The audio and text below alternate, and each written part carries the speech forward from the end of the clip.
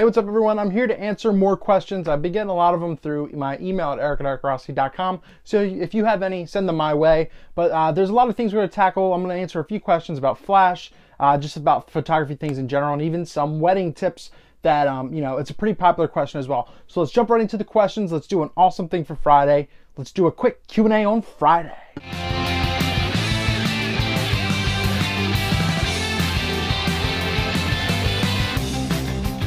So my first question is from someone who is just really getting into more advanced photography. They're getting into flash. And obviously that's a popular thing. A lot of people want to know, but they want to know specifically how to get off-camera flash, what to do, what are some options, what are things that I recommend, what do I personally do? Well, obviously one of the first things you're going to need is a flash. Obviously, whatever, Nikon, Canon, doesn't matter in regards to this. But the best part about getting this off your camera is you're not getting dull, flat images, shadows right behind you. You're getting contrast. You're getting something where you see a little bit of shadow, just something in general, something different that you can light up a dark scene without using high ISO, everything like that. But there are a couple options that you could do easily.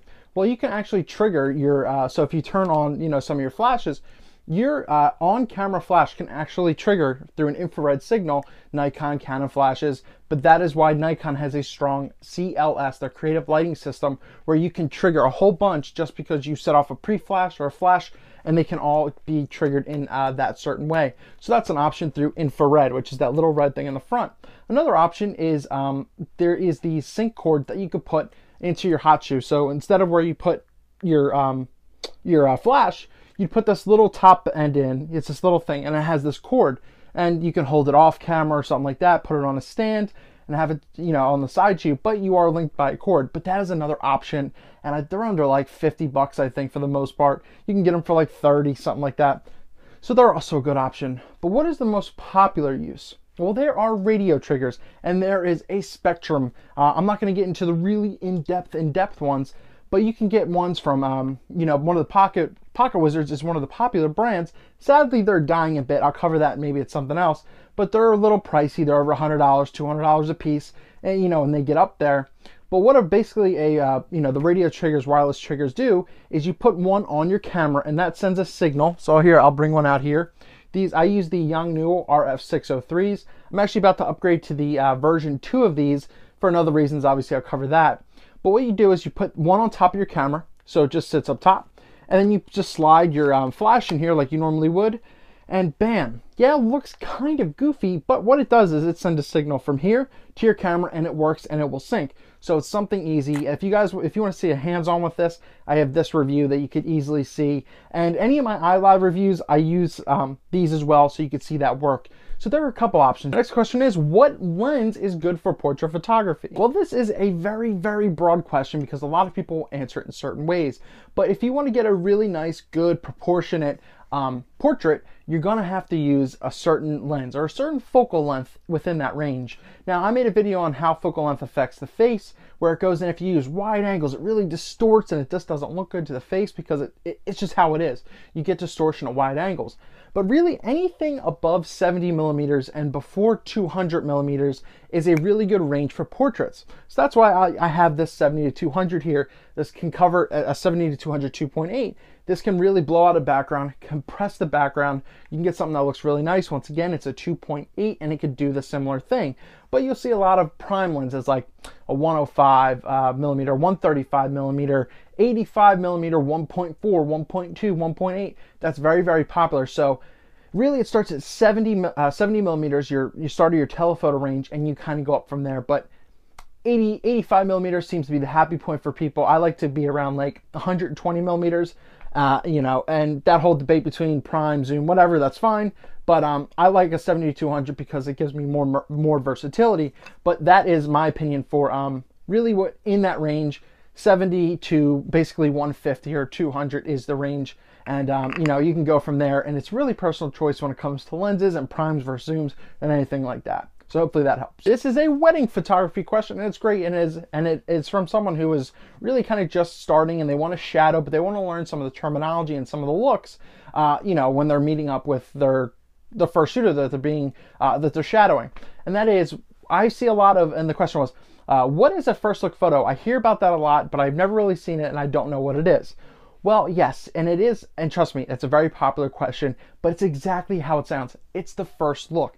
See, during the day of a wedding, a bride and groom, they don't see each other. They're separated for a reason, and usually the first time they meet, for the most part, is when they're just coming down the aisle. That was when the groom reacts, sees the bride coming down, walking with her father, you know, that situation. But a lot of people do like to use these first look photos because it's just something different. You get the true raw emotion before even the ceremony happens at a wedding. So what you do is you usually have like the groom right here, you know, covering his eyes or something, and behind is the bride, and she's walking in. She'll maybe either tap him on the shoulder, and then, you know, he turns around and they see each other first look. I even did one of the first ones when I was even shadowing, and I didn't know what it was. A bride was, you know, standing behind the door, and the groom was on the other side, and he was, you know, they were just kind of holding hands, and then they kind of came together. That was the first look, the first kiss, you know, right before the ceremony. So that's a first look photo. It's exactly as it sounds. It's not intimidating, and it is what it is. So just be ready for reverse positions,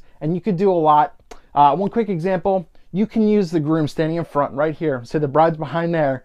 You know, you can get some great shots doing, you know, him not knowing what's going on, and then switching around. You go behind, and you say, wait a minute, wait till I get behind the bride.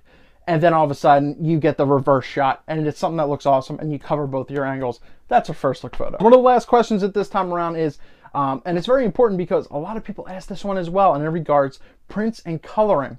And the question was, in regards to your prints, Eric, do you let your printer, whoever you allow to print your images, color correct your images? I absolutely do not. I have a calibrated MacBook Pro that I use for my editing, so the colors are the way I want them. They're the way I want them to look. I don't want anyone else editing or touching my images in any certain way or color correcting, because they just don't need to be. They could throw something off. You know, if they want to, their tones, their black tones or the highlights might be different than what I want. So it's my style to do it my own way. So I don't allow, you know, my printer or whoever I use, you know, whoever you want to use in general, to color correct images.